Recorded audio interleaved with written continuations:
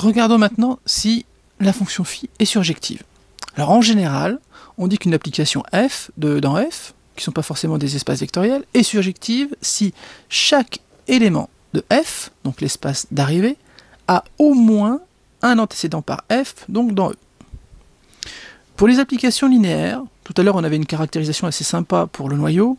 Pour les applications linéaires, en général, pour démontrer qu'une application est surjective, soit on utilise la définition, soit on peut utiliser des arguments avec les dimensions. Mais ça, c'est surtout valable en dimension finie. Donc, dans notre cas, on ne va pas pouvoir utiliser ces arguments. Il va falloir qu'on se débrouille avec la définition de départ. Ça veut dire qu'on va prendre une fonction h qui appartient à E. Parce que je vous rappelle que phi, c'est une application de E dans E. Donc je vais prendre une fonction h ici, dans l'espace d'arrivée. Et on va se demander s'il existe une fonction f qui appartient à E, telle que phi de f est égal à h. C'est ce qu'on se demande. Il faut qu'il en existe au moins une. Je ne cherche pas à ce qu'il en existe une exactement, mais il m'en faut au moins une. Bon. On sait, d'après la construction de notre fonction f, que phi de f, qui est une fonction donc de 0, c'est l'intégrale de 0 à 0 de t, f de t, dt. Comme les deux bornes sont égales, c'est donc égal à 0.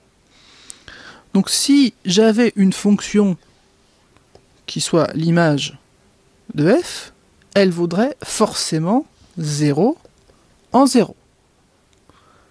Donc ça veut dire quoi? Ça veut dire que si je prends une fonction au hasard dans l'espace des fonctions continues sur R+, si par malheur, et ça arrive, h de 0 est différent de 0, j'aurai jamais, quelque fonction f que ce soit, j'aurai jamais phi de f égale h.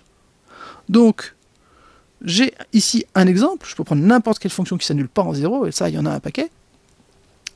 On a, quel que soit f, phi de f est forcément différent de h. Donc, on en déduit que phi n'est pas surjective. Nous avons terminé la question.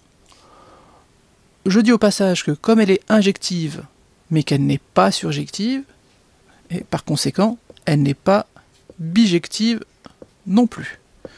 Et pour reprendre le vocabulaire qu'on a employé tout à l'heure, ça n'est pas un automorphisme. On retourne au MATDO pour faire le point. Alors notre chef, il demande « Alors les garçons, qu'est-ce que vous en avez pensé de mon petit menu spécial, chelou, injectif, surjectif, morphisme et compagnie? Ça vous a convenu? Bon, eh bien je vous souhaite une bonne digestion et à bientôt.